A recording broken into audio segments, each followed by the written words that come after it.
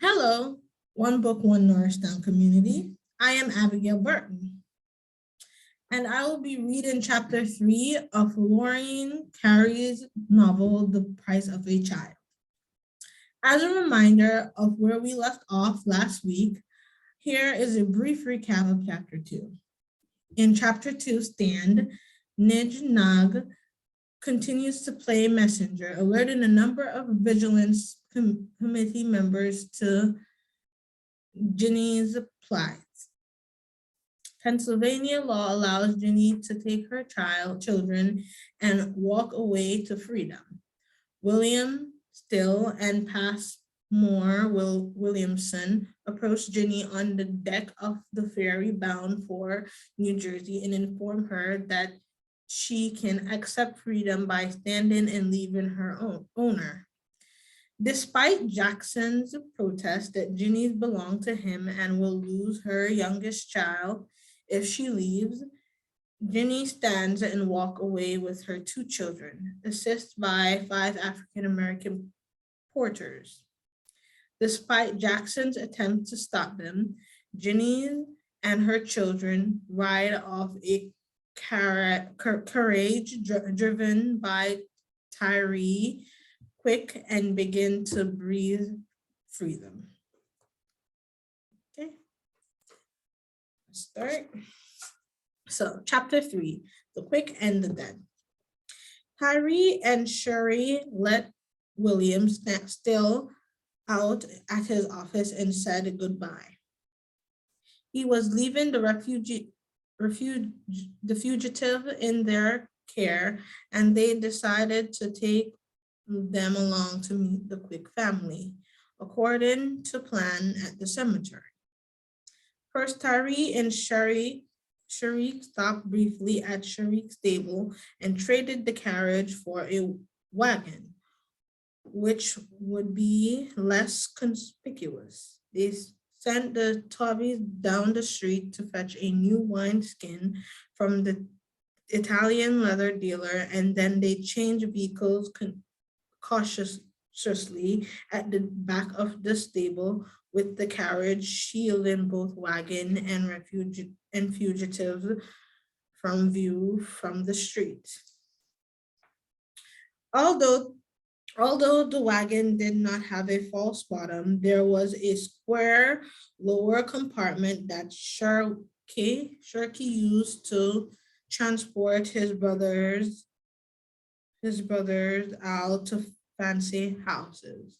In that compartment, he and Tyree spread horse blanket to cushion the ride. They waxed the woman and her children to lie down on their side back to belly like spoons. Over them they spread a ragged quilt, and over the quilt a layer of hay thick enough to obscure the curves of their bodies, but not so thick as to smother them. They gave Ginny a stick so she could lift the quilt to lift the quilt to let in here. Tyree encouraged her to try the stick a few times to make certain that it works. Up close, her tilted eyes were wary.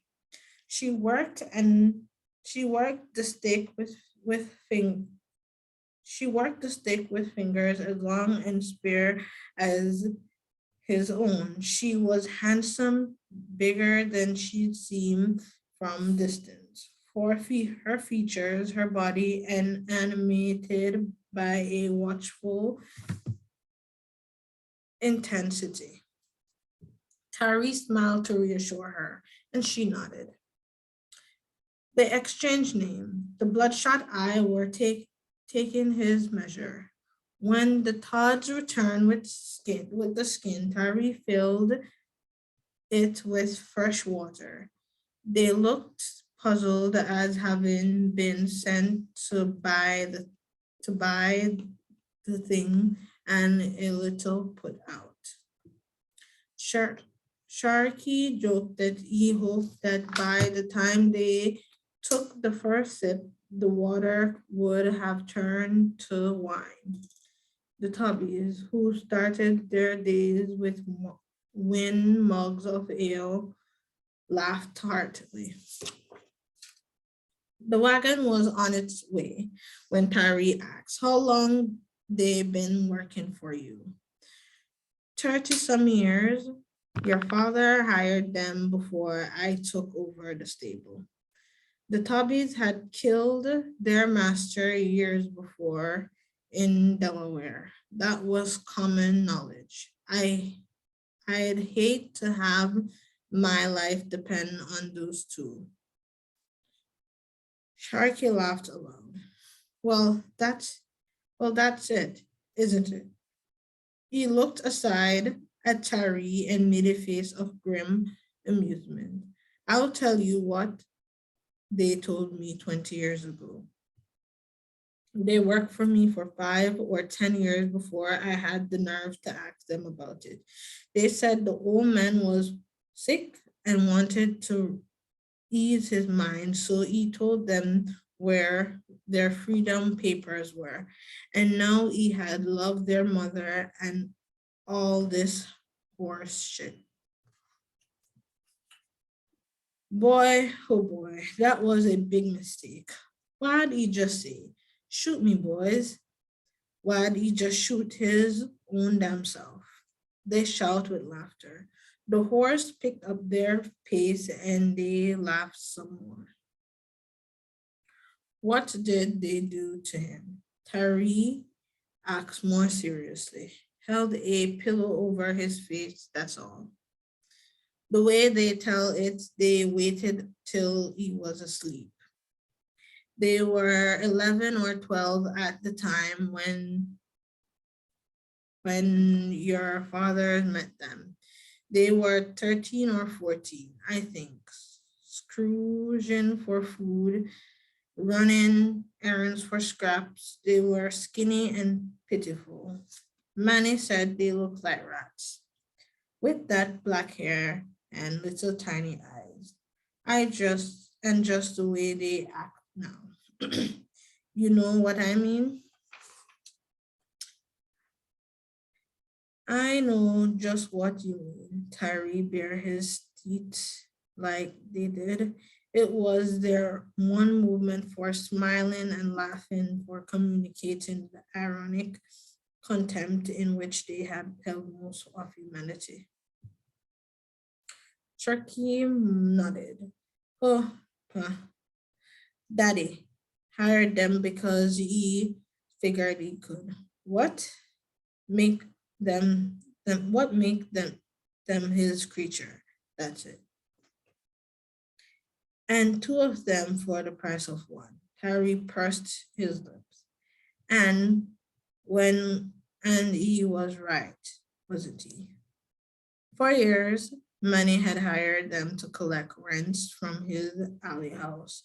No doubt they resent Tyree's decision to do his own collecting. Occasionally, they let slip some words of disrespect. For Tyree's dead older brother, Ronald had been planning to leave the United States for Africa. For a time before Ronald died, Tyree had wondered whether or not the uh, ubiquitous Tobias had had something to do with his death. After all, despite their years together, Sharik still did not trust them with underground railroad business. But no, Ronald had earned his own bad fortune. Ronald, the golden boy, the spoiled older son. Ronald Roland the Grand. You know, Uncle Sherry, that the Tubbies go to African colonization meetings. I have seen them a couple times. No, do they? They some sneaky niggers. Maybe I'll up look up one day and they'll be gone. It costs a fortune to pay the fare and make it clean. Besides, I don't think you would leave your father. Not that they can do anything for him, but I'll bet you they'll be there when we close his eyes. Even though he's never gonna die. Tyree stared ahead, seeing not the road but his father. The right side of his body slumped since his seizure, hunched over his strong box, counting over and over again, drooling onto the papers he took out to read and reread every day. While Tyree repaired their houses and collect tents, while Tyree helped his mother Carter, the big white house schools and ran liquor at night to restaurants and whorehouses. It scowled him.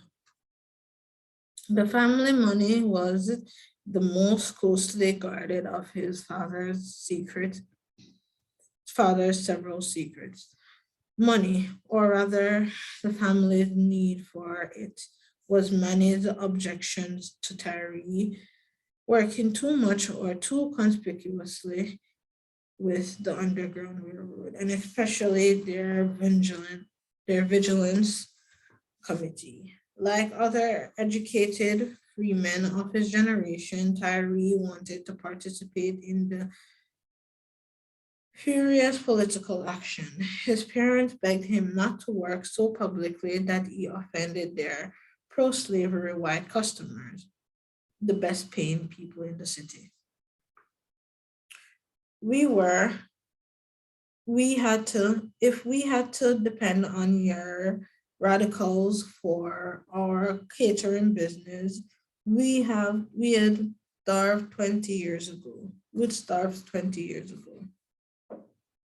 In this, as in every other business detailed, Della and Manny Quick worked together according to rules that they both knew and agreed on, but would have denied had they been asked. Until recently, Tyree hadn't known this. He hadn't known it when he stood between his parents and promised his father I'd that he'd never let him hit his mother again. Hadn't known it until 2 weeks later when Manny collapsed over his papers. Della blamed Tyree and blamed his brother Roland for dying on them. When they had such plans for him and blamed Blanche for trying to run away from Roland years before and blamed Beatrice Manny's sister for drinking and living off them, and blamed Zilpha, Manny's older sister, for hovering over their lives like a sign. Tyree wouldn't have believed that his mother would close ranks with Manny and against him, despite his work to hold their business together, despite the clear fact that there was no one else to do for them what he was doing, and the even clearer fact that Big Manny Quick, who did not on the whole like women or white or nigger negroes who were too black or too white, treat his wife shabbily and always had. So Tyree had begun to attend Canadians' immigration meetings. More important, he took up railroad work, attending with Cherie a few meetings in the anti-slavery rooms and volunteering himself as one of those people. as the charter stated, who could be relied upon to act systematically and promptly and with the least expenditure of money. Sharik looked thoughtfully at his nephew, seeing in his fine eyes and brows the boy who had escaped to his stable as if a refuge, crying because his father had beaten him. Tyree had even lived with Sharky for a year. No, Tyree talked occasionally about moving to Canada. Say Tyree, he asks, using his childhood name. How much money is money making? Tyree persisted. Old arguments rankled among his uncle and his aunts and his father, inadvertently underpinned by money. I started out catering together before Manny and Della had married. When they made a little money, Sharky went to act with a trapped and an old nag, and Manny bought a horse and rented it out to as many people as would stand to live there.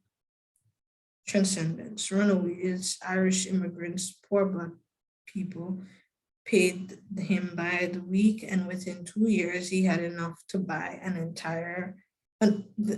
to buy another house. In the backyard behind, he built a two-room shack with no paver. Families of 8 begged to hire it, and rented a space on the floor to the occasional single man. In 20 years, he acquired 6 3-room houses and the back alley behind them, and 3 6-room houses a few blocks away. He had sold Bay her house for $1, and as the deed said, the promise of eternal love. He referred to the transaction as the pseudo. Bay claimed he wouldn't give her the deed and that he only gave her the house when its backyard shack was on the verge of collapse. In fact, it had fallen down 6 months later. He maintained that she'd get drunk and ruin catering jobs. Bay countered that he worked her into the ground for years and never shared the profit. Manny and Bay continued to argue. Sharkey kept his business separate. All three occasionally walked to talk. All three occasionally talked to Tyree confidentially about one another. At 20, he'd been flattered. Now he knew that they only use him like a liver to absorb poison that ran through the family.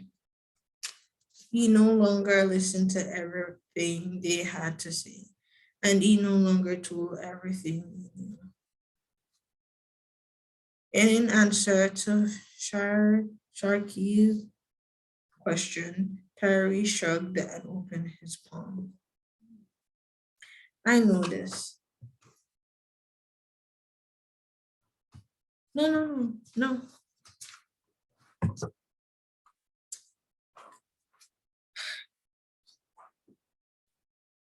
I know this, he said. I know that I am working and he's making.